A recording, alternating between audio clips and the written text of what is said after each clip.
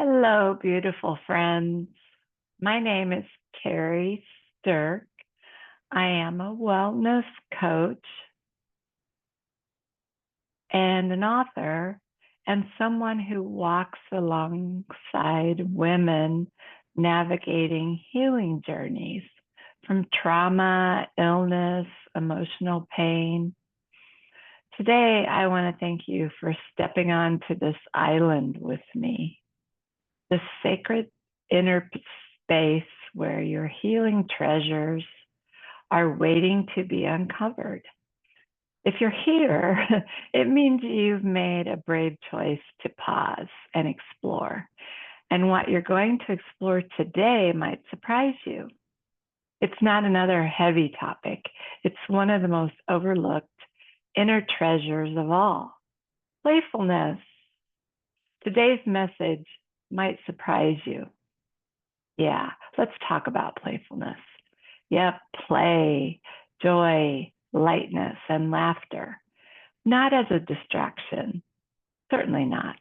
And it's not a denial of your pain, but as a powerful and restorative tool in your healing toolkit. Let's be real. When you're in survival mode, when you're grieving a loss, when you're processing trauma, when you're living with an illness, playfulness can feel irrelevant, even offensive. Maybe you thought, I just don't have time for this. There's too much pain to smile. Or maybe you thought, if I laugh, does that mean I'm forgetting how hard this really is? I want to gently offer you a truth. Playfulness doesn't mean you're ignoring your reality.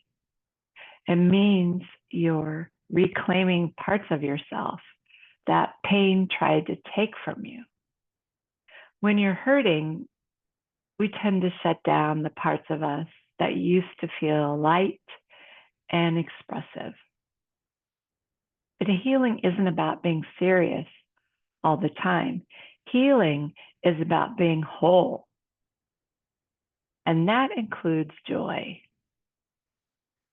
So let's talk about the power of play. There is science behind it, you know. When we engage in play, we reduce our stress hormones like cortisol, and we increase those feel-good chemicals like dopamine and endorphins. Play helps regulate the nervous system.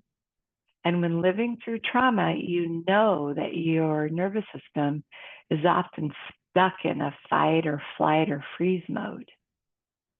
Laughter, movement, and imagination, well, these are ways to remind your body that you are safe. And your spirituality, I believe play honors the part of you that is created in God's image. Think about that. He created beauty, music, color, and community. Joy is also sacred.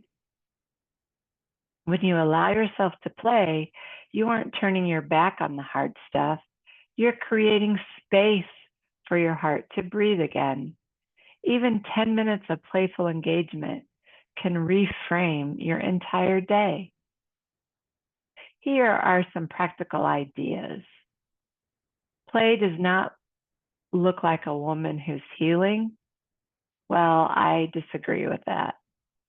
I'm enrolled in a 7-day yoga challenge this week, and guess what it is called?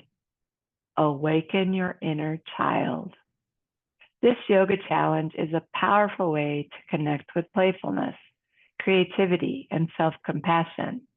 So I started today with day 1. I have been away from yoga for a few months, so I'm now working to get back into a regular yoga practice.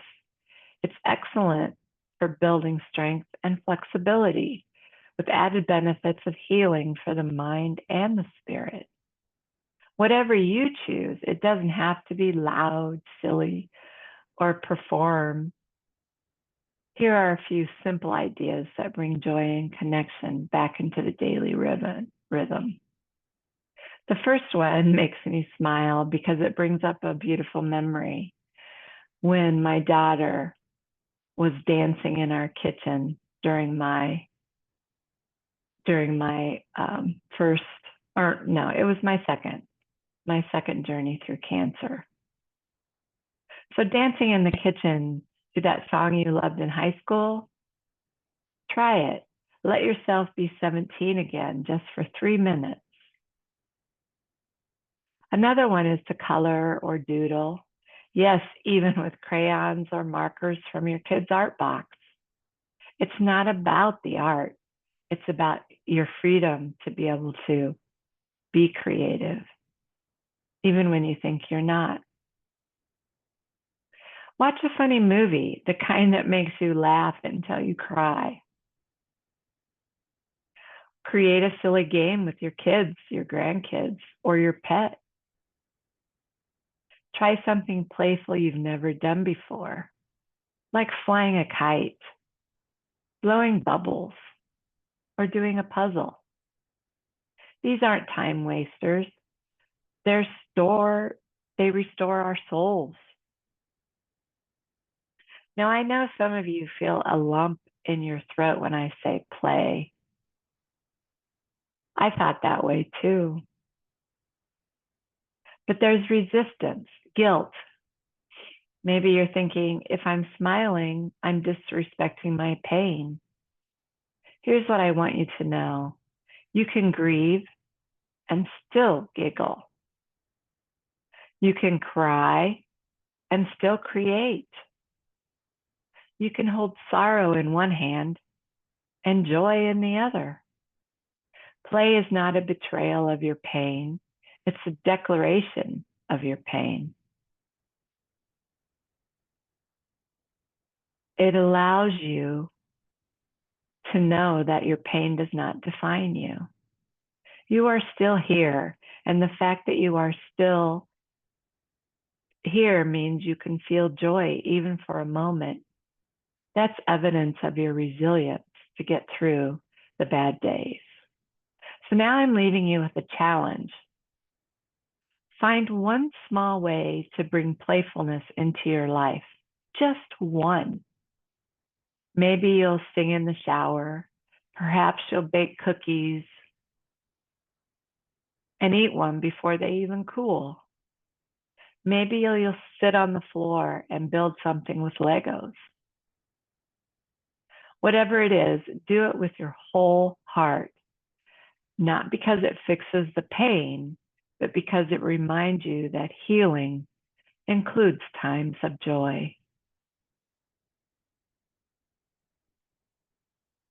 So, what's one playful thing you're going to do this week?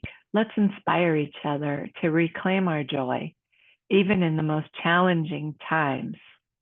I'm proud of you and I'm here with you. And I believe even now you can play your way toward healing. I'm cheering you on.